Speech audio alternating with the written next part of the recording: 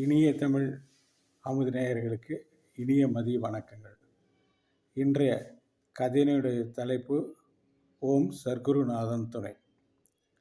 சுமார் 30 வருடங்களுக்கு முன்பு, அப்பொழுது தேர்தல் நேரம், எங்கள் ஊரிலே தேர்தல் வேலையாக வருகை புரிந்திருந்த ஒரு போலீஸ்காரர், அங்கிருந்த பொறுப்பாளர்கள் சாப்பிட்டு தங்குவதற்கு எங்கள் வீட்டிற்கு அனுப்பி வைத்தார்கள். அப்பொழுது எங்கள் வீட்டிலே அவர் வந்தவர், வீட்டிலே ஒரு போர்டு வைக்கப்பட்டிருக்கும். அதிலே பிள்ளையார் சொல்லிக்கு அடுத்ததாக ஓம் சர்க்குருநாதன் துணை என்று எழுதப்பட்டிருக்கும். அதை பார்த்தவுடன் நீண்ட நெடுங்கடியாக அந்த போலீஸ்காரர் விழுந்து வணங்கினார்.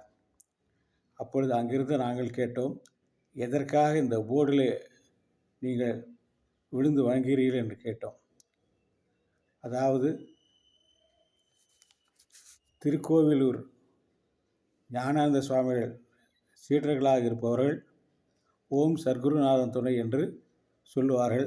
இங்கே பார்த்தவுடன் நீங்களும் இந்த திருக்கோவிலூர் ஞானானந்த சுவாமிகளுடைய சீடர்களா என்று கேட்டு மறுபடியும் அவர் அந்த போர்டுக்கு எதிர்ப்புறம் கீழே விழுந்து வணங்கினார்கள். அப்பொழுது எனது அத்தையும் மாமாவும் அங்கு வந்தார்கள். அவர்கள் அவரிடம் கூறினார்கள், சுமார் ஒரு வருடத்திற்கு முன்பு நாங்கள் அங்கே வந்திருந்தோம், திருக்கோவிலூர் வந்திருந்தோம். அங்கே 15 நாட்கள் தங்கியிருந்தோம். அங்கே கீரையூர் என்ற இடத்திலே நாங்கள் தங்கியிருந்த பொழுது வீட்டிலே யாரிடம் சொல்லிக்கொள்ளாமல் வந்துவிட்டோம். காரணம், நாங்கள் சுவாமியிடமிருந்து அருளாசி பெறுவதற்காக வந்திருந்தோம். எங்களுக்கு குழந்தை பேர் இல்லை. அந்த குழந்தைகளாம் பிறந்து இறந்து கொண்டு இருந்தது. இது என்ன காரணம் என்று அறிய அவரிடம் வந்திருந்தேன். அவர் எங்களை அழைத்து அவர் கூறினார்கள், நீங்கள் இந்த ஊரை சேர்ந்தவர் தானே, இந்த கிராமத்தை சேர்ந்தவர் தானே என்று அவர் நாங்களாக சொல்லாமல் குறிப்பிட்டார்கள். எங்களுக்கு மிக வியப்பாக இருந்தது. எப்படி நீங்கள் இது சொல்கிறீர்கள் என்று கேட்டோம். நான் உங்கள் ஊருக்கு அருகில் உள்ள ஆட்டியாம்பட்டி என்ற கிராமத்திலே ஒரு சிறு குடில் அமைத்து அங்கே தங்கியிருந்தேன். அந்த காலகட்டத்திலே உங்களுடைய முன்னோர்கள் வந்து என்னை பார்த்தார்கள். அவர்கள் ஒரு குற்றம் செய்திருந்தார்கள். அதாவது அஷ்டமா சித்து என்று சொல்வதைப் போல சில சித்துக்கள் கைவரப்பெற்று அவர்கள் அதை சரியாக பயன்படுத்தாமல் இருந்தார்கள். நான் அவரிடத்திலே கூறினேன், நீங்கள் எல்லாம் இந்த மாதிரியான சித்து வேலைகளுக்கெல்லாம் விட்டுவிடுங்கள். உங்களிடம் இருந்த ஏடுகள், கையேடுகள் எல்லாவற்றையும் கொண்டு போய் காவிரியிலே விட்டு விடுங்கள், அப்பொழுதுதான் நன்றாக இருக்கும் என்று கூறினேன். வந்திருந்த இருவரில் ஒருவர் அதை செய்ய தவறிவிட்டார். அவரிடத்தில் நான் குறிப்பிட்டு கூறினேன், இதை செயல்படுத்தினால் உங்களுக்கு பின்னாலே வருகின்ற வாரிசுகளுக்கு அதனாலே துன்பங்கள் நேரும் என்று கூறினேன். உங்களுடைய முன்னோர்களில் இருப்பவர்களில் ஒருவர் அதை செய்ய மறுத்தனால்தான் இன்றைய தினம் நீங்கள் பல குழந்தைகள் பிறந்து இறந்து கொண்டிருக்கின்றன. இந்த பிறவியிலே உங்களுக்கு பிள்ளை பேறு இருக்காது.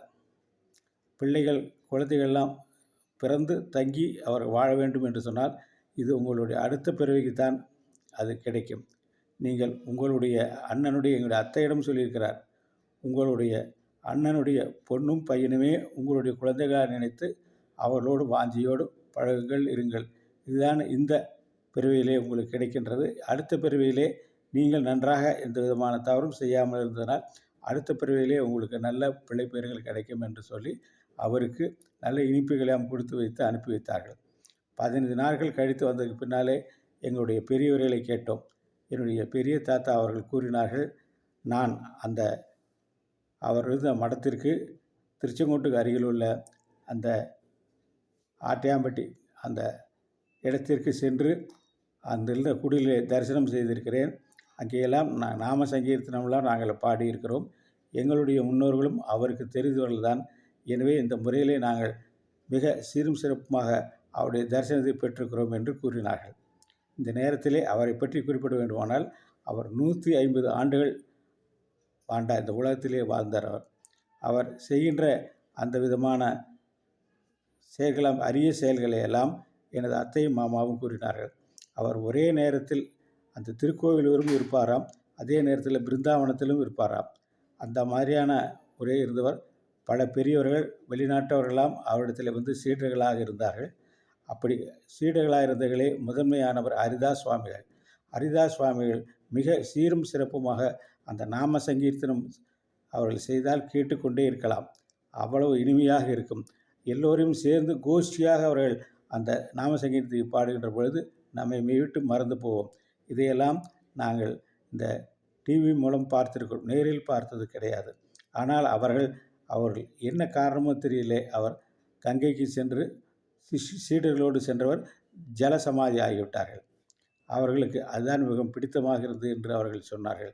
எனவே இப்படிப்பட்ட பெரிய பெரிய பெரியவர்களெல்லாம் தபஸ்விகள் எல்லாம் பார்க்கக்கூடிய கேட்கக்கூடிய சந்தர்ப்பங்கள் கிடைத்தது என்ற வகையிலே நான் அந்த போலீஸ்காரன் வந்த காலத்தில் இருந்து நான் அந்த ஆட்டோமேட்டிக் அருகில் அந்த ஊரில் உள்ள அவருடைய ஆசிரமத்திற்கு சென்று வணங்கிவிட்டு வருவேன். அங்கே உள்ளூரில் இருக்க சில பேரும் அங்கே அந்த ஆசிரமத்தை நல்ல முறையிலே பராமரித்து வருகிறார்கள். நண்பர்கள் அன்பர்கள் யாரேனும் பார்க்க வேண்டுமானால் ஆட்டோமேட்டிக் சென்று விசாரித்தால் அந்த ஆசிரமத்தை பார்க்கலாம். அதிலே கீழே அடியிலே நிலத்துக்கு அடியிலே அவர் கீழே உட்கார்ந்து தபஸ் செய்த இடத்தை காட்டுவார்கள். அங்கு சென்று எல்லோரும் வணங்கி பயன்பெறுமாறு அன்புடன் கேட்டுக்கொள்கிறோம். நன்றி.